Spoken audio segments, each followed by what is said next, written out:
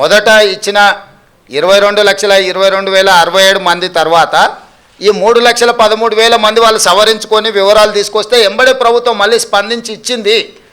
15 August రోజు వరకు బ్యాంకులు ఇచ్చిన సమాచారం మా దగ్గర అంతనే ఉంది, 2 లక్షలు. ఆ తర్వాత వివిధ సందర్భాలలో మీరైనా అధికారులైనా ఇంకొకరైనా లేకపోతే ఎవరికైతే రుణమాఫీ జరగలేదో వాళ్ళు ప్రభుత్వం దృష్టికి తెస్తే ప్రభుత్వం మిగతాయి కూడా నిన్న విడుదల చేసింది.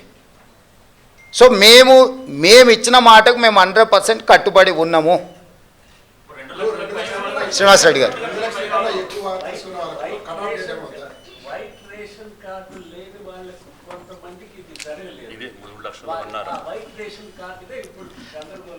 లేదు, ఇప్పుడు మాఫీ చేసిన దాంట్లో కార్డు లేని వాళ్ళని కూడా తీసుకొనే ఇచ్చినాం.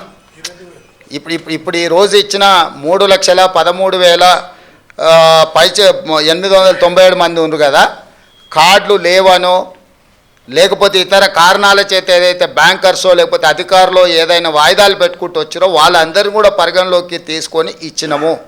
ఎలాంటి గందరగోళం లేదు. రేషన్ కార్డు లేనంత మాత్రాన రుణమాఫీ జరగదు అనేది తప్పు. భూమి ఉండాలి, భూమి మీద అప్పు ఉండాలి, అప్పు ఈ సమయంలో ఉండాలి. ఇందులో ఉన్న వాళ్ళందరికీ జరిగింది.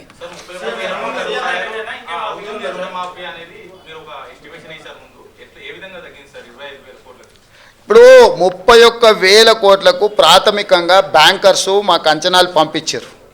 ఎందుకు పంపించారు అంటే వాళ్ళు 2014 నుంచి 18 వరకు చంద్రశేఖరరావు ఎగగొట్టిన బకాయిలు కూడా ఉన్నాయి కదా, ఒకటేసారి గవర్నమెంట్ కడితే అన్నీ తీసేసుకోవచ్చు అని కొందరు వివరాలు ఇచ్చారు. నీకు అర్థమైంది కదా, మేము బ్యాంక్ రుణమాఫీ రైతులకు చేస్తున్నామని కట్ ఆఫ్ డేట్ వాళ్ళకి తెలియదు కదా. మీ దగ్గర ఎవరెవరు ఖాతాలు ఉన్నాయో ఎన్ని బాకీలు ఉన్నాయో చెప్పండి అనగానే బ్యాంక్ వాళ్ళు ఇవే కాదు లాంగ్ టర్మ్ లోన్స్ కూడా అందులో కలిపి రాసిచ్చారు. అంటే లాంగ్ టర్మ్ లోన్ అంటే వ్యవసాయ భూమి పెట్టి పోల్ట్రీ ఫామ్కు తెచ్చుకొని ఉంటారు, లేకపోతే ఇతర వ్యాపారానికి తెచ్చుకొని ఉంటారు. రకరకాల కారణాల చేత లాంగ్ టర్మ్ లోన్లు తెచ్చుకునేవి కూడా వాళ్ళ బ్యాంకులోని అన్నిటినీ ప్రాథమిక అంచనాలు పంపించారు. తర్వాత మైన్యూట్ గైడ్ లైన్స్ ఇచ్చి ఈ ఫ్రేమ్లో ఉండి మీరు ఇచ్చే ఏవైతే వివరాలు ఉన్నాయో సంతకం పెట్టి ఇవ్వమని చెప్పినాం బ్యాంకర్స్కి. తప్పుడు సమాచారం ఇస్తే మేము చూసి ఉంటారు కదా, తప్పుడు క్లెయిమ్స్ చేసినా తప్పుడు సమాచారం ఇచ్చినా చట్ట ప్రకారం శిక్షిస్తామని చెప్పి ఇచ్చిన జీవోలు పొందుపరచడం జరిగింది. దాంతో పూర్తిగా ప్యూరిఫై చేసి రికార్డులను అన్నిటిని కూడా వాళ్ళు 1కి 2 సార్లు పరిశీలించుకొని మాకు వివరాలు ఇవ్వడం జరిగింది. శ్రీనివాస్ గారు, శ్రీనివాస్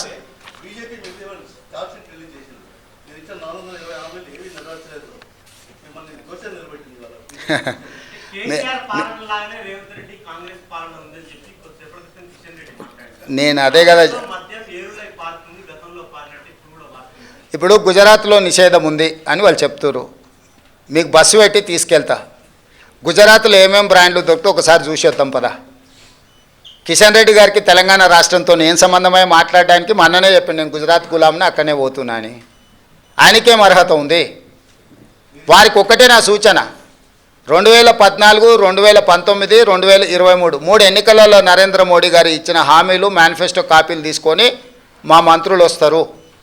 వాళ్ళ తరఫున ఎవరు వస్తారో 11 సంవత్సరాల మోడీ గారి హామీలు, 10 నెలల్లో మా హామీల మీద ప్రత్యేకంగా చర్చ పెట్టుకుందాం. మాకు ఎలాంటి ఇబ్బంది లేదు.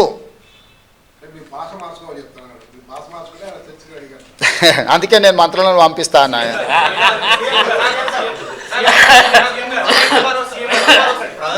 నరేంద్ర మోడీ స్వయంగా కాంగ్రెస్ పాలన వైఫల్యం చెందింది, తెలంగాణలో సంవత్సరంలోనే తేలిపోయింది, ఈ అంతా బీజేపీ వైపు చూస్తున్నారు.